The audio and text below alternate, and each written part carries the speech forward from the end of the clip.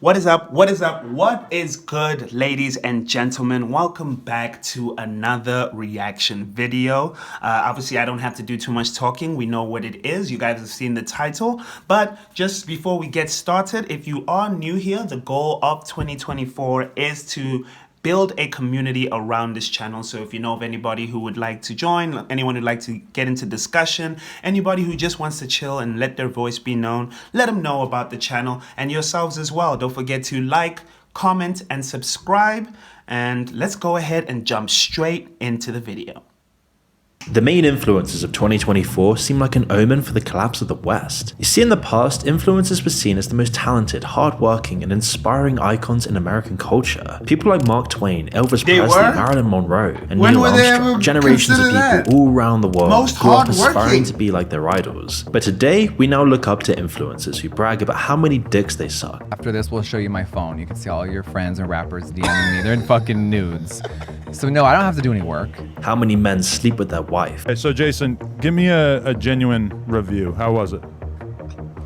100%, 9 out of 10. Or how many times they can exploit their kids' childhood for more likes on Instagram. And so in this video, we're going to be going over the most degenerate influencers on the internet, how these people became this way, and why this trend is only going to get worse with the rise of Generation Alpha. And who better to start with than Jack Doherty? His first YouTube video was just a small clip of him flipping a marker twice in a row. Nothing that special. He just wanted to make videos and see if anyone cared about it. However, to his surprise, many others did. And the video quickly gained popularity and started gaining views. With this, the subs quickly added up, and the profits with this were starting to flow in. Bear in mind, this guy was just a young teenager. He had no idea what he was really getting himself into.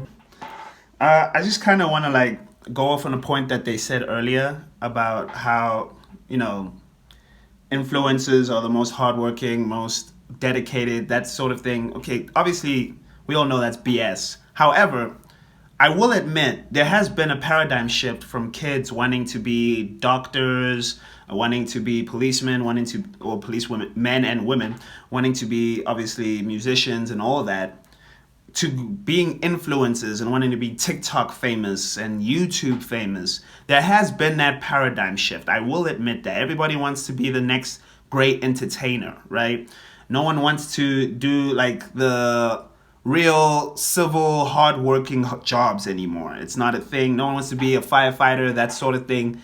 They now want to be taking their phone out, vlogging themselves, doing something that's cool, taking photos of the food they eat. It's just a weird time. It's just a weird time. Let's go ahead and jump straight into it again.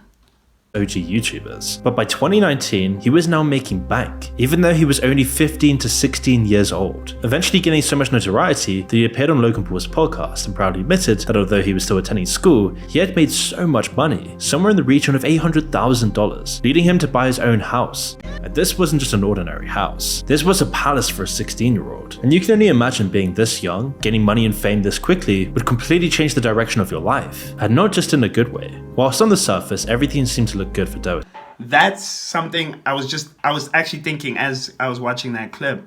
The way people now get fame and fortune so young, obviously it's going to not only influence the trajectory of your life, but it's also going to influence your mental development, right? Because 15, 16, you're still growing. You're growing, you're developing mentally, you're still experiencing the world. Now, if you get all this money, this fame, this fortune, you start to develop in a very nasty way, in my opinion. You start to develop in a very nasty way where you feel like you own the world, but you don't even know what the real world is yet. You understand what I'm saying? You still don't even know what that is yet, but now because of all the fame, the money, the fortune, you're thinking that, oh, this world is mine already. You don't even know the real world. You haven't even experienced real life stuff. You haven't even experienced being an adult. Okay, and it's crazy for me to think about, because that's why we see all these different famous child actors become all these degenerates later in life,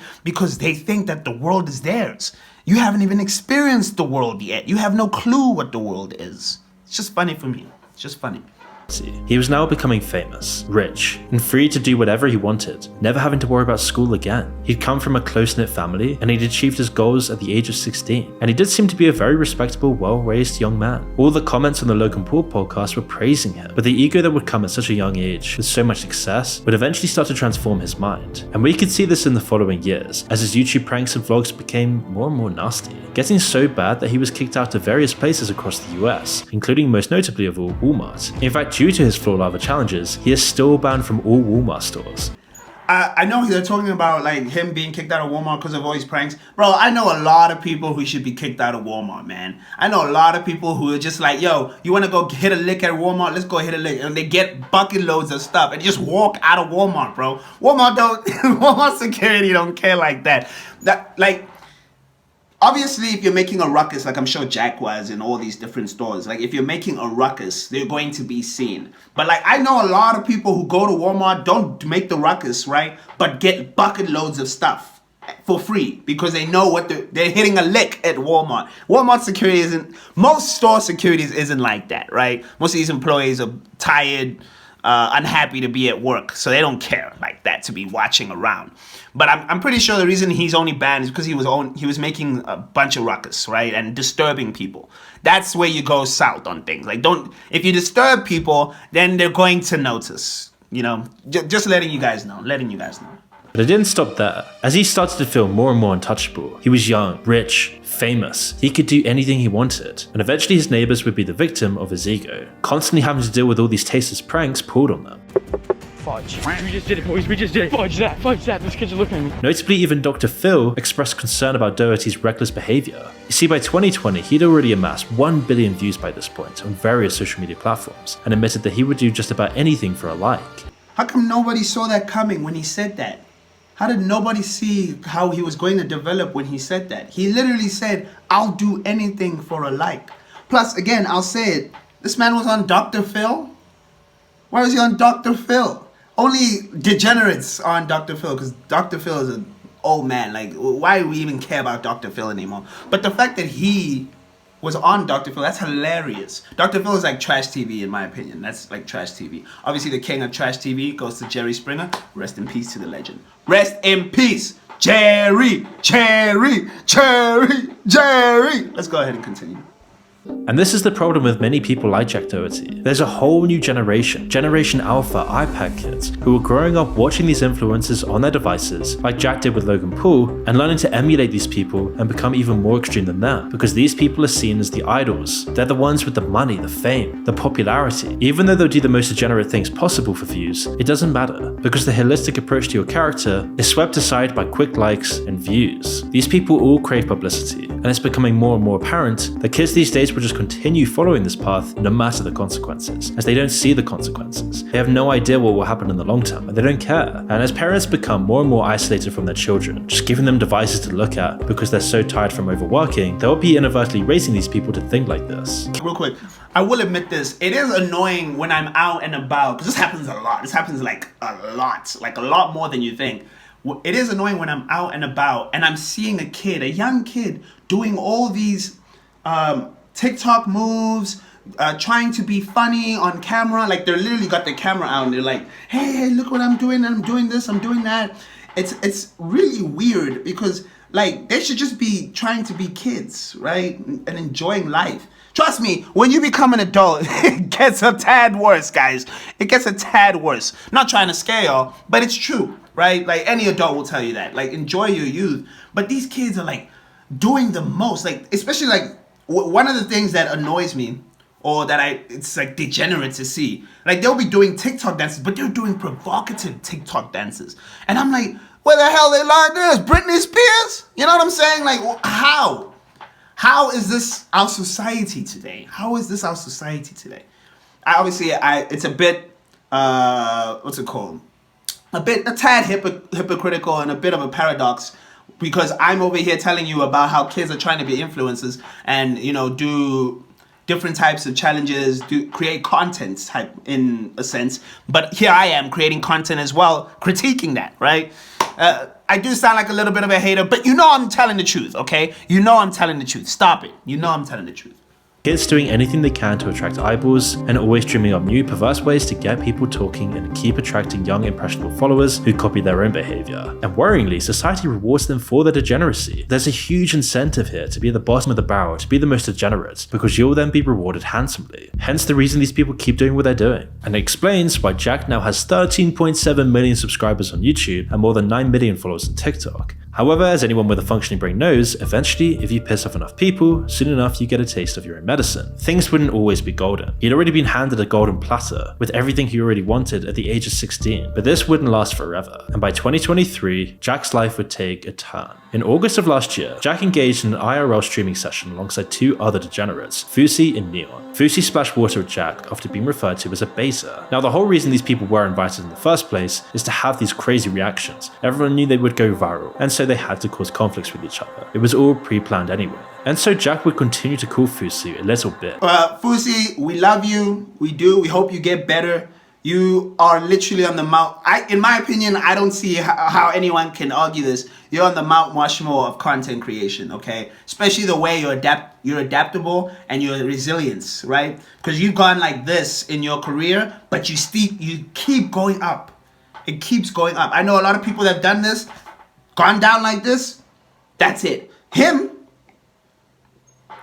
definitely on the Mount Rushmore of content creation. Definitely on the Mount Rushmore. I don't see how anyone could argue that.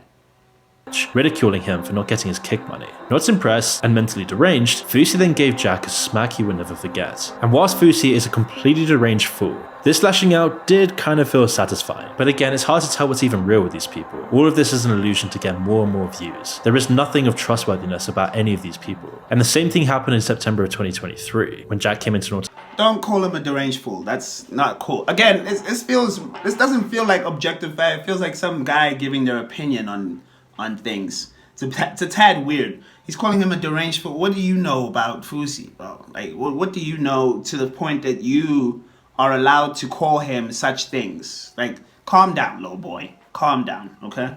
But they equally as degenerate island boys, with one of the twins I also taking like upon that themselves to he's strike talking like Jack this on and he's camera, not showing which his honestly face. could have just been faked I like as well, that. seeing how viral it went when Fusi smacked Jack in the first place. But things soon became way too real. When Jack attended the OnlyFans star Karina Koff's Halloween party, he got entangled in another hostile verbal dispute for, you guessed it, more views. Especially because at this point his channel was starting to die out. But as the conversation continued during the live stream, the situation did intensify, and so Jack, probably instructing his bodyguard, intervened and actually punched one of the guests, spreading like wildfire on Twitter. But suddenly Jack's name was everywhere. For the first time, people were hearing about this guy again, and his views started to soar. More money came in. Even though his reputation was completely destroyed, it never mattered to begin with. Because you see, the more controversies Jack could get into, the more money he would make. And anytime he didn't get into these controversies and tried to make real content, his views were just at the bottom. He couldn't seem to progress anywhere. And in this day and age, where anyone can become an influencer, he had to do something to stand out. Whether that be hitting people, annoying people, or parking in handicap spots. Okay, hold on. I will admit, I understand the whole controversy thing, making money. Everybody likes shock value, right? Shout out Timberland. Everybody likes shock value, right? Shout out Timber. But I don't understand how Jack didn't start to rebrand himself and move into a different direction and then just shock. Because clearly it's always shock value with him. But that's why this guy who's judgmental keeps saying that, judgmental for no reason, by the way, keeps saying that the shock value started making him lose his reputation, right? Because people didn't want to mess with this kid anymore, right? Didn't want to be around this kid anymore because of the shock value. And then we can name a bunch of different streamers, content creators, influencers that have done the same thing. But I find it a little weird that Jack didn't see this coming, because the whole thing is he's shock value, right? But now he's soared into all these other people's lives, all these other influencers, content creators and all that. If they don't mess with you, you're not going to be able to get the content you want, right? So why would you do controversial stuff around them constantly?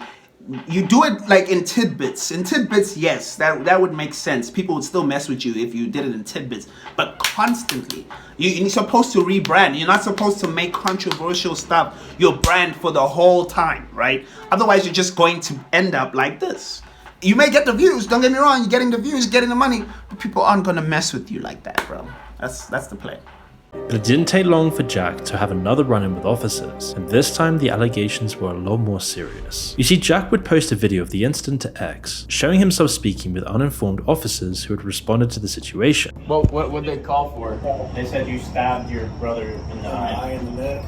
Hell yeah. No, I'm kidding. That's fucked. No, I did not do that. The officers eventually departed the premises after determining that no one had actually suffered from any injuries. Why play and like it was that? most likely Oh my God, just someone this guy's trying to so swat stupid. him. And a few days after Don't this, play Jack like that. then found himself These banned are from real Kick, cops, showing dog. just how toxic his followers had got. The exact same pranking people that Jack is himself. And this is Kick, a streaming platform / gambling site that just pays people whatever they can to leave Twitch and join that platform. And whilst it's better for free speech, it's still a pretty degenerate site. But Jack eventually, as always, seems to get his way, and he came back just a few days later to the platform. And at the end of January 2024, one of his most recent streams, and a scantily clad woman was knocked out. This particular Kick stream is known for its extreme content, and this Fight Club broadcast was no exception, where Jack and Heel Mike have been introducing wild and controversial content in Kick since its launch. But on January 28th, the stream took things to another level. We also are streaming on Twitch. We are going to get onto Kick also as well, and also onto Rumble soon. But we are currently on Twitch. We're going to get on all those other platforms. We are currently on Twitch. You can find us on all those platforms soon, starting with Kick, under JokerTheFNL, okay? JokerTheFNL, same name of this channel, same name on all those platforms. You can find us under that. Please go give us a follow, give us a like, let me know what you guys think, okay?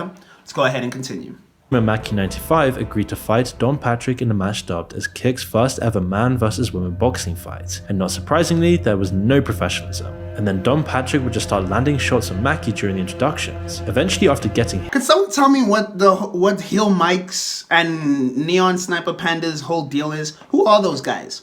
I saw them in Zerka, with Zerka, right? And obviously everyone knows who Zerka is. But I saw them with Zerka, and I've never heard, like, apparently they're known in the streaming community. I've never heard of Heel Mike. I've never heard of Neon Sniper Panda. Who are these people? Could someone tell me, like, what's their claim to fame or how they're known? Because I've never heard of them. Let me know in the comment section down below. And Jack, a once respectable young man, is now just a complete degenerate, doing more and more dumb and insane things to get his next hit of clout.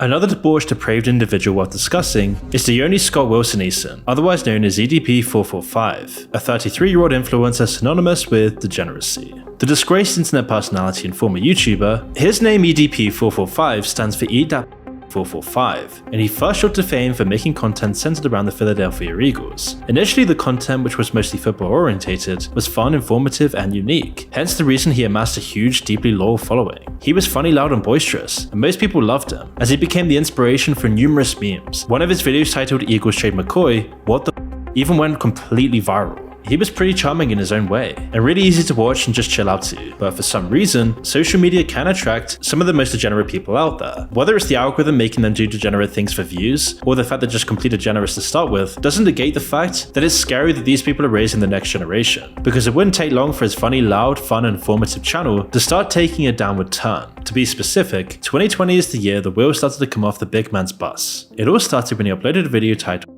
Dak Prescott, shortly after a game between the New York Giants and the Dallas Cowboys, where Cowboys quarterback Dak Prescott suffered a severe injury to his right ankle, resulting in a compound fracture and dislocation. EDP would then express in the video that he was mocking Prescott's injury because it was an act of karma, because in 2017, Dallas Cowboys fan mocked Eagles Carson Wentz season-ending injury, in which he tore his ACL. See, shout out Dak Prescott. Cowboy fans. Holds high, Dak Prescott. What's up, Dak? Talk so much. Oh, injury prone ass Carson Wentz. He ain't. Karma.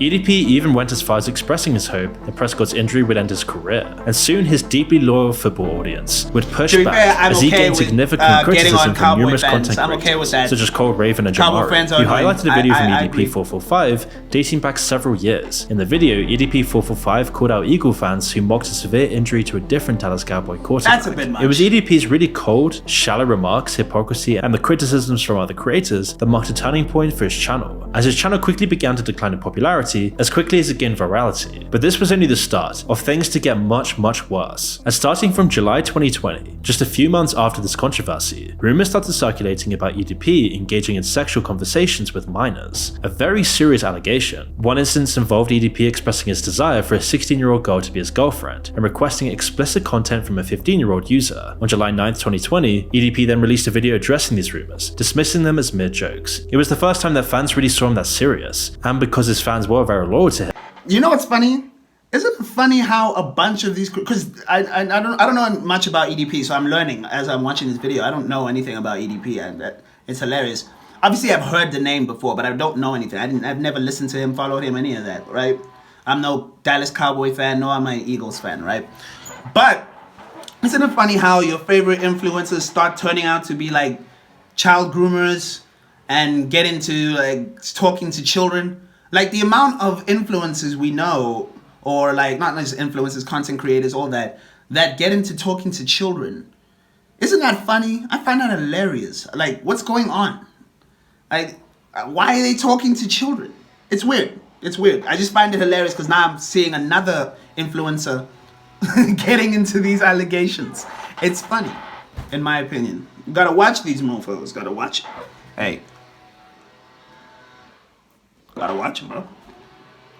As his charming, boisterous behavior was easy to watch, they would say this was just an attempt to cancel him. However, as the evidence started to pile up and more channels started speaking about him, EDP found himself in a hole as his disgusting degenerate acts were uncovered, and soon, even his most loyal audience were turning their back on him. Until April of 2021, when any suspicions involving EDP's attraction towards minors was confirmed when a YouTube channel called Check Goldstein, managed by a man named Alex Rosen, broadcasted a livestream featuring chat logs that Rosen claimed were from a conversation between EDP and a decoy named Sophie. Now, the channel was notorious for conducting similar operations, where they arrange online meetings with men who believe they are interacting with underage girls. Rosen explained that he created multiple fake Instagram profiles, including one posing as a 13-year-old girl, and messaged EDP directly. Alexandra, a friend of Rosen's who often acts as a decoy in these operations, read out the messages that she claimed were exchanged between EDP and the fake account. During the 2-hour livestream, Alexandra also mentioned that EDP sent explicit videos and photos, which obviously couldn't be shown due to YouTube's policies against sexually explicit content. Alright, and that's where he sends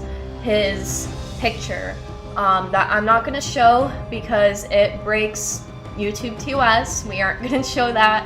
This video would get immediately removed. But the video revealed that EDP had sent several sexually explicit messages. Just pause. Okay, I understand the whole trying to catch a predator movement and all that stuff. I understand it. But isn't it a bit of baiting when you're creating profiles trying to like not sexually exploit, trying to get all these older people to now fall for you as a little kid, right? But you're just creating these fake profiles. Isn't that a bit of bait? Like, that's a setup. You know what I'm saying? You're setting these people up. Now, don't get me wrong. Obviously, if some random kid starts texting you and then starts trying to get provocative with you, right? You should obviously be like, hey, like, how old are you? No, like, bye. You understand? Like, I understand that as an adult. Obviously, you should do that.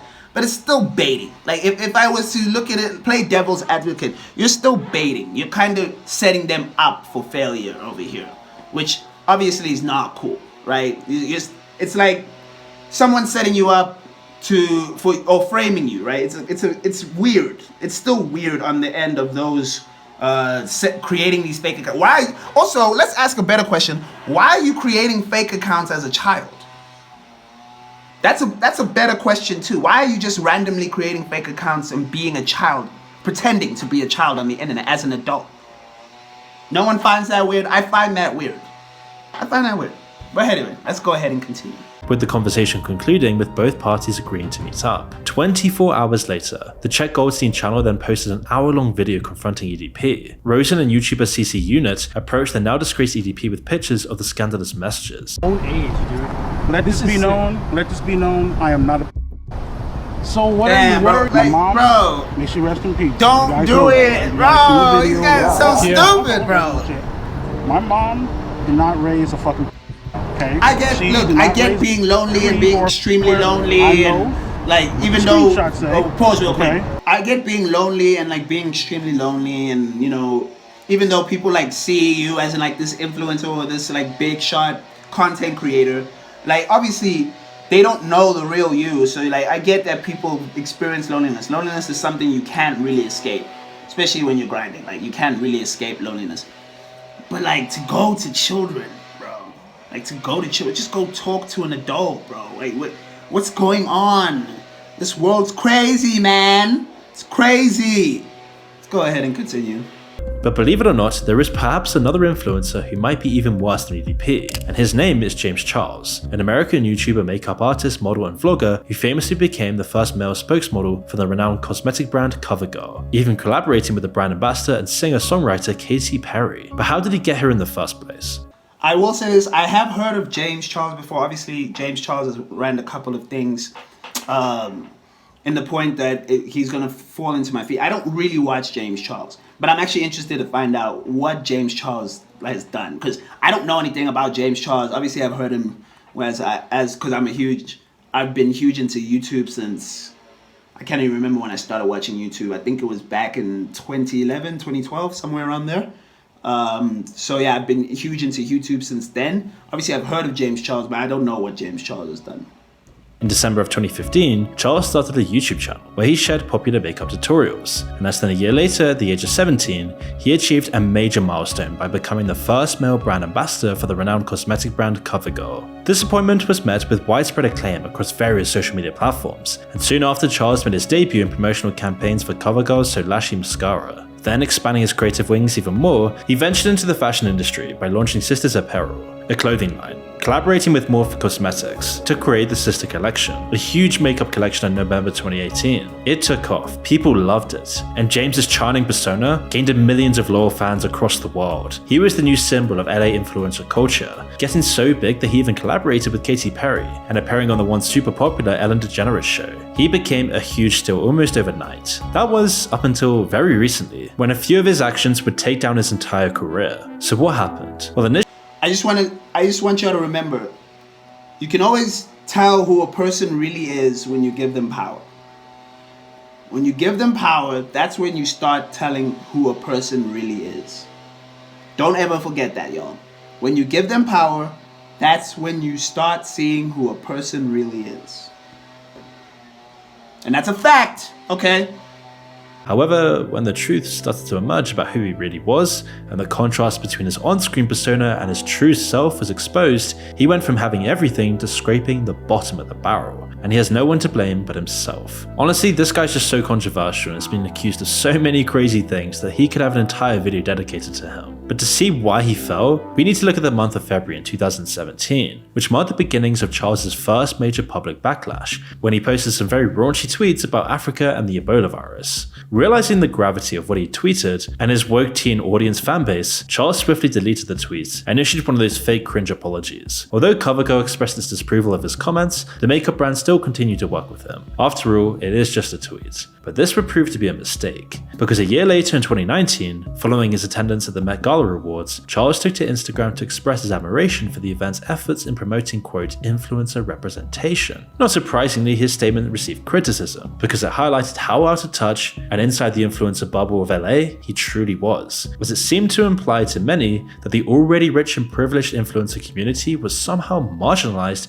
and in need of further representation. The same month at Coachella, Gage Gomez, an Instagram model who was 20 years old at the time, alleged that Charles had coerced him into engaging in sexual activities, despite Gomez previously expressing that he was not attracted to guys. In response, Charles took to Twitter to address the situation, a fatal mistake, as he asserted that he and Gomez had been communicating for 5 months prior to Coachella, emphasizing that all their interactions had been consensual. But this wouldn't be the last of such accusations. 1 month later, the Sister Squad, Charles's YouTube friend group, consisting of himself, Emma Chamberlain, real quick. Ethan. That guy Gage, I don't know who's that Gage again, and I don't have no clue who any of these people are. But that guy Gage is lying about something, because now he's like, oh, he was trying to coerce me into sexual activities or sexual harassment, and I told him earlier that I'm not into guys. But how?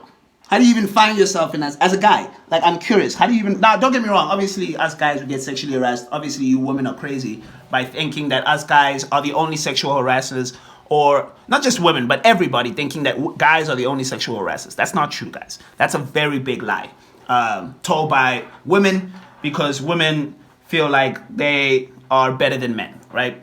But the thing is, I don't understand how, as a man, I don't understand this story specifically, because how, as a man, do you tell another man, hey, I'm into women only, and then later on find yourself in a situation where the same guy you told, I'm into women only, is now sexually harassing you? There's something there is missing. Gage is lying about something there. About something. I'm not saying he wasn't sexually harassed. He probably was. I'm not saying he was. I'm not trying to cast blame or shift the paradigm of who did what in that situation, right? I'm not trying to do that. However, it's a tad weird.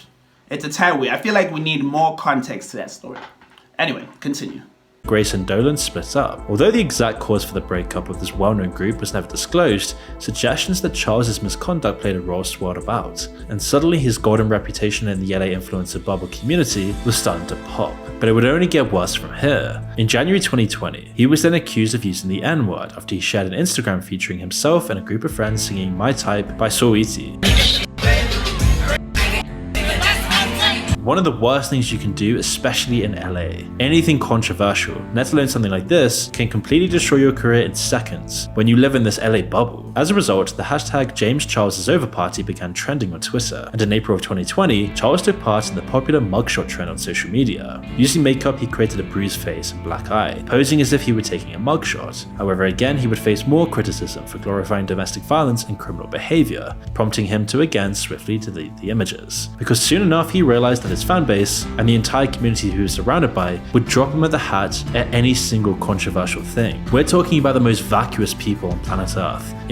Okay, I will defend James on that one. That's a bit cringe by everybody else. Like, it's a trend, the mugshot trend. That's what they're telling me. I never even heard of this trend, but it's the mugshot trend, and he's a makeup artist, right? That makeup artists are supposed to be doing all these different kinds of things to pop out and look different, right? That's the whole idea behind the makeup industry, especially if you're a makeup influencer trying to be different, like you're trying to show all these different looks and all that. Obviously, like, don't get me wrong, is it insensitive in the sense of like showing someone being obviously domestically abused? Sure, but to go at him so hard, like that's ridiculous from everyone. It's a trend, it's a fad, okay? Relax. Like, that's a bit over the top by people. But it's the internet, of course they're gonna go after you. It's the internet, it's how it works. This is from LA, and once you reach the top of this industry, any small thing and you will find yourself without any allies, any friends, and everyone turning their backs on you. But in this case, it was deserved, as that same month on the Mums Under Fireman podcast, a guest claimed to possess a You know what I find hilarious? How this guy keeps saying influences. However, the accusations were LA. unconfirmed. He keeps mentioning from LA. It's suggesting always that the James LA engaged people. in grooming behavior Always LA. and sent sexually explicit text messages to a minimum of 3 and as many as 6 underage individuals across various platforms. Although he admitted to sending flirty messages to underage boys in a 14-minute video titled Holding Myself Accountable, Charles did say that the minors had lied about their age, despite clear indications in their bios that contradict his claims. But as the accusations continued to mount up, his response grew increasingly aggressive. He was in panic mode. He was losing everything: the sponsors, the influencer parties, the networking opportunities, and his once loyal fanbase. One particular allegation involved a 15-year-old boy who accused Charles of you find it hilarious how all these influencers are grooming, at that being time, predatory? numerous reports claimed that at least 15 boys and men had accused Charles of inappropriate sexually orientated behavior, consequently morphed the cosmetics brand, severed connections once and for all with the beauty influencer. His channel was demonetized, and for the second season onwards, his show Instant Influencers replaced him as a host. Additionally, PewDiePie, a once friend and fellow YouTuber, unfollowed James on Instagram in light of these allegations. Suddenly he appeared nowhere. No one wanted anything to do with him, and as a result, according to Forbes, he lost millions of dollars and his entire credibility. And so, for a couple of years, Charles just faded completely into obscurity. However, in 2023, something would change, and the disgraced star was suddenly back, this time to do a Please Forgive Me piece with Cosmopolitan magazine. Titled James Charles Would Like to Be Uncancelled Please, the interview touched on everything from grooming to the broader cultural landscape of influencers and beauty standards. Everybody makes mistakes, everybody fucks up, he said. Don't get me wrong, I definitely don't think people should be able to do whatever they want and not be held responsible for it. It's important that people be held accountable, but I think it's also important that we allow people to grow. Oh, you're a victim now. Most people didn't really buy it. Oh, he's a Comments victim. online clearly show that James's reputation was well and truly destroyed. Moreover, the shameless pseudo-celeb even had the nerve to promote his new makeup brand in the middle of what was supposed to be an apology.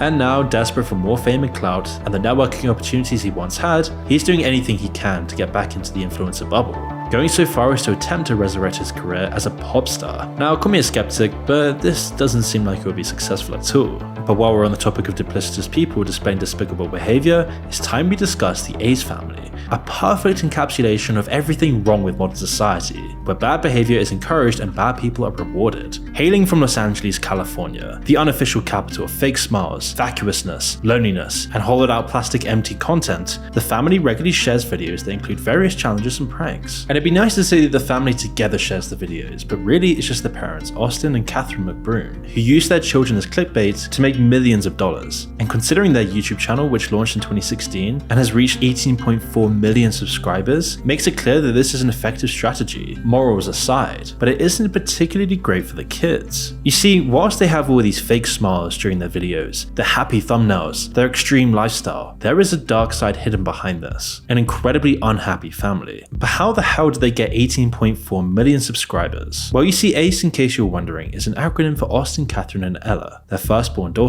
and since the creation of the channel, they had 2 other kids, one boy and one girl. Initially, the content was harmless enough. They were a family in LA, absorbed in a culture where everybody and their dog is an influencer, trying to post their stuff online and get as much clout and money as possible. This is normal in LA. And in the start, it was really wholesome stuff. Just silly videos involving the parents and the kids playing playful pranks and the likes. They were trusted, this is genuine, and the content which appeared to show a really fun-loving family having a blast and loving each other deeply was for many genuinely magnetic. Millions felt a pull to them. They were able to skyrocket their channel because it was just so nice to watch if you were a kid or a family member wanting to watch something wholesome. Their 2017 Christmas special, for example, was widely praised and amassed millions of views on YouTube.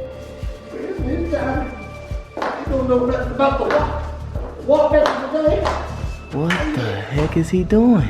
Again, the family looked like something out of a classic Disney movie. All smiles, love, and affection. And to be clear, this was a time when family vlogging was at an all-time rage, especially in LA. And the Ace family, more accurately Austin and Catherine, were the king and queen of this very profitable domain. They rode the wave, and they gained the money and clout they set out to achieve. And because it seemed so genuine and authentic, they gained this huge following, and seemingly deservedly. However, as the followers and subscribers started piling up and the social media landscape started to get more toxic in nature, the duo's content got more and more controversial. You see, once the algorithm's not on your side anymore, you need to change up your content. And sometimes this means hitting the bottom of the barrel, doing the most degenerate, unethical things to keep up that clout and fame coming in. And so soon, the children fast became vehicles for commercialization, monetization, and dare I say, possible exploitation. And as you'll soon see, followers and fans also got taken for an emotionally and financially expensive ride. For example, in 2018, the pair took to social media to reveal that their residence has been targeted by burglars while they were enjoying their time at Disneyland. We just got home. We've been at Disney all day, and someone broke into our house. As you can see, we're literally walking the house. The house is pitch black. We're tired as hell because we've been at Disney for the past 6 hours. However, more than a few people noted both Austin's and the police officers' playful behavior, some of whom were actually falling around the camera, making everyone with a brain start to think that perhaps this robbery was staged, and perhaps this all-perfect family lifestyle was happily staged as well. But it wouldn't be easy for them to continue as they were. Those cars are, I used to work in the auto industry. Those are car packages on those cars. Those are like, you know, those Ford Explorers, those are cop packages on those cars, because different cars come with different packages. In the Ford Explorer, you can get a cop package, but not as a civilian, right? And you have to be a cop to get those packages. You can't get it as a civilian. So it's weird that they showed those cars, and all of those cars were cop cars. Unless they got paid, but that's some dirty cop right there. It's technically dirty. You shouldn't be taking money from civilians. It's technically dirty. Don't get me wrong. Taking money to show up on an influencer's video and pretend like something's gone wrong, like someone stole their stuff. Sure, I mean, it's not like the most heinous thing, but you shouldn't be taking money from anybody, civilian-wise, as a cop. You shouldn't be doing that. It's weird. It's a tad weird. Especially because you're showing up in full uniform with your cars and everything. It's a tad weird, but anyway. Reflective nature of Catherine and her allegedly emotionally unhinged husband. You see, by the early 2020s, their channel needed more views. They were stagnant and couldn't seem to continue to grow. They needed to change things up. And as influencer boxing started to take hold of the internet, Austin realized that this was his next venture. This was the next wave to ride. And so in 2021, he ventured into boxing promotions through Social Gloves Entertainment, which subsequently resulted in a surge of legal actions filed by fighters and vendors who were not compensated. The first ever Social Gloves event, held in June 2021, was marketed as the battle of the platforms, pitting TikTok stars against YouTubers in boxing matches. And despite Social Gloves' assurance of sharing pay-per-view profits with its participants, numerous individuals alleged that they never received the payment they were entitled to. These allegations led to accusations of Austin McBroom engaging in fraudulent practices. As court documents of alleged lawsuits from digital streaming company LiveX Live and participants Nate Wyatt and Taylor Holder quickly surfaced online. Sorry, I just wanted to say shout out to JJ KSI and obviously Joe Weller for exploding this whole influencer boxing scene, because without those two, this influencer boxing scene wouldn't have existed, right? So shout out to them. There's been so many great times because of this influencer crossover boxing thing, and we want to thank them for being pioneers of a new movement. You understand what I'm saying? So obviously all this Social Gloves, this is where I started to get to know Austin McBroom. I'd never heard of Austin. Well, I've heard of Austin McBroom, the Ace family before, but I never watched them or any of their dealings, any of the kid stuff or any of that family stuff. I never watched it. Like, I don't care about that, right? Like, why would I care? But I started seeing him a lot more, and I obviously in the Social Gloves, but like the influencer boxing scene, right? Like that's when I started seeing Austin McBroom a little more. He lost to Gibb. Haha, I took an L to Gibb. Let's go, big Gibber. But yeah, that's when I started seeing him a lot more.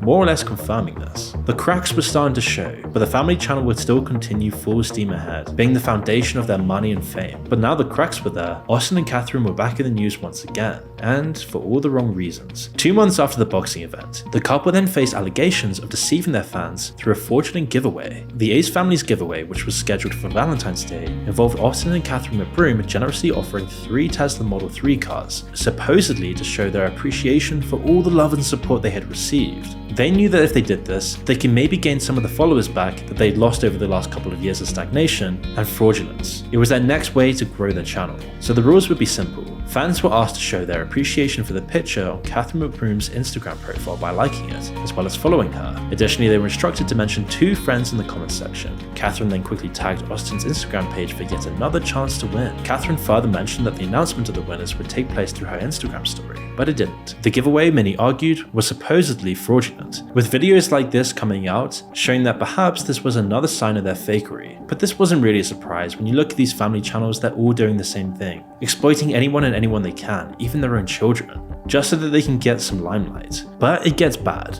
You see, their children are really the only reason why they're so popular. Without the kids, specifically the exploitation of the kids, no one would care about Austin and Catherine, 2 random people with a penchant for supposedly fraud and fake promises. But they just seem to be so unhinged morally. Nothing is off limits to them, as long as they can get more clout in the LA influencer bubble. And to do this, the entirety of their 3 children's lives have served as a prime YouTube content machine. I mean, they even live stream their births. Stop. That's just distasteful, bro. Like, why are you live streaming or even content creating your birth? That's supposed to be a you thing. Like, that's a bit distasteful. I will admit that. Like, imagine live streaming your wife giving birth. What the heck is that? This world, again, this world loves degenerates. This world loves degenerates. Don't forget that, guys. Honestly, so dystopian. The fact that they would go this far, showing their most intimate moments with their children to the entire world of millions of people, just shows what people will do for views if they're so narcissistically incentivized. Sometimes this can even mean faking a divorce. In January of this year, the pair announced that they were separating suddenly. But some people were claiming that this was staged. After all, shortly after announcing their split, Austin went searching for a new home, yet ended up settling into an RV right outside his old home. Why would you do this, some have asked, unless of course it's to get attention and reignite the stagnant channel that's not bringing in the same views, money and clout that it used to. And the fact that they're filming all of this means it can't be that real to them, as it's important to remember that although they announced they were divorcing, they still haven't filed any papers. And whilst you don't really know what's going on behind the scenes, you would be forgiven for thinking that this is yet another rather desperate PR stunt by two people who really shouldn't be parenting these children. We already discussed one controversial beauty influencer, but now it's time to end the video on one of the most degenerate influencers out there, Jeffree Star, an American beauty YouTuber, makeup artist, model, entrepreneur, and former musician. With almost 16 million subscribers, the 38-year-old holds the distinction of being one of the most subscribed beauty gurus on YouTube. Why? The guy is by all appearances somewhat mentally unhinged, and has always been this way for years. In 2006, Jeffree Star actually held the title of being the most popular person on MySpace. That's not a flex. That's not a flex. Being the most popular person on MySpace. MySpace! Not a flex, guys. Not a flex.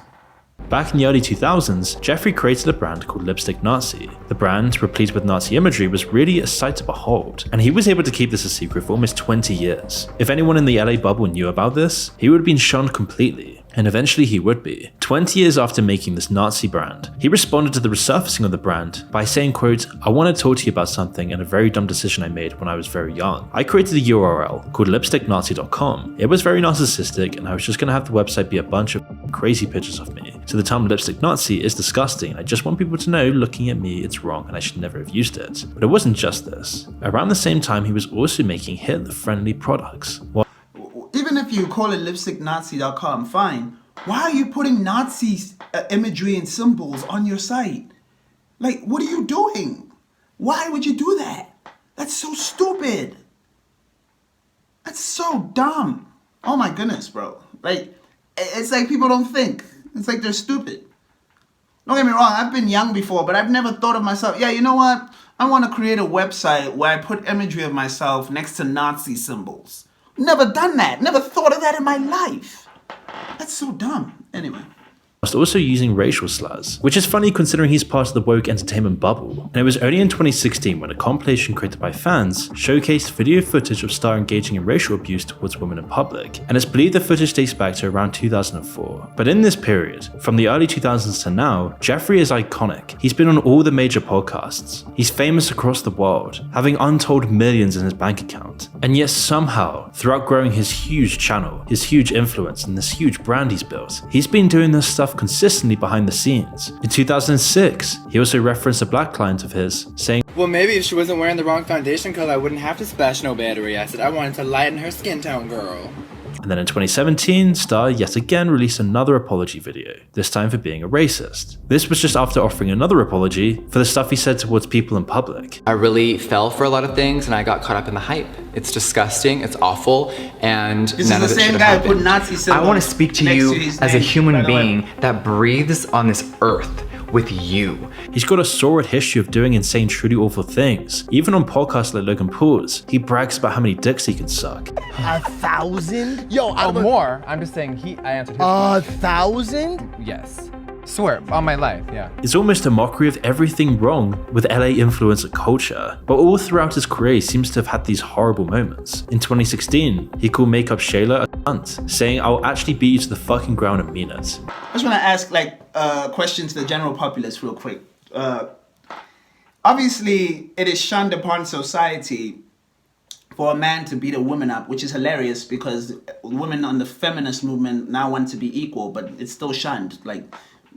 And women drive that shunning, by the way. Women drive that shunning, which is hilarious to me.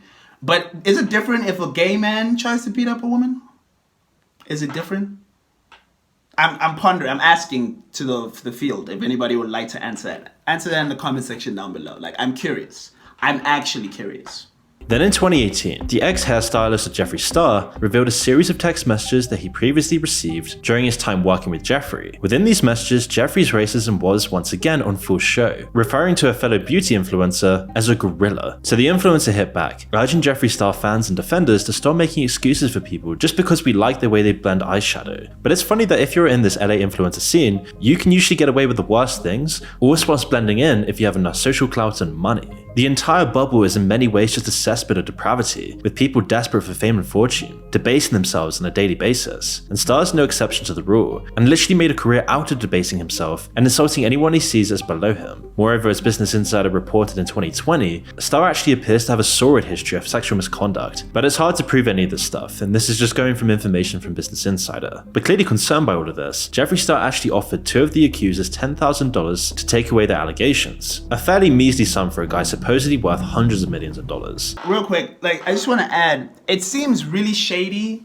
when, even if when someone puts a claim about you and then you're like, no, that's not true, they're lying, but then you offer them a settlement. Now, obviously, I understand going to court and legal fees and all that would cost a whole lot more than just settling. Like, I get that. I'm not stupid. However, it seems a bit off. It seems a bit off that you're claiming, no, they're lying about me. They're not telling the truth about me. That's a lie. But you're offering them money to keep quiet. Just saying, man. Just saying. As possible, making a Hitler makeup brand is now worth untold millions and reached the heights of LA fame. And whilst it's clear he doesn't really care about humans or the people around him, his cosmetics line is known for being vegan and animal cruelty free, with his social media posts filled with his beloved pets. But at least overall, this guy's just outwardly degenerate. He's not trying to hide it. This is his online personality. Awesome, y'all. So that seems to be the end of the video. A lot to take in there, a lot to take in, especially on today's landscape of what people are, trying to be when they be an influencer, content creator, that sort of things. A lot to take in. But I want to thank you again for joining me on this journey. I hope if you did enjoy the video, please like, comment, and subscribe. And again, like I said at the beginning, guys, the whole goal of this channel is to create a community. So if you know of anybody who would like to get into discussion, debate about these types of topics, or even just gaming, because I am also a gamer, let them know about the channel. And if you would like to get into gaming or discuss, let me know what you guys think down below. Or drop your gamer tags down below. I play on Xbox. I mostly play Apex, but if you want to play with other games or you want to suggest another game that I play, please let me know down below. Enjoy the rest of your day, guys. I will see you on the next one. Much love. Peace.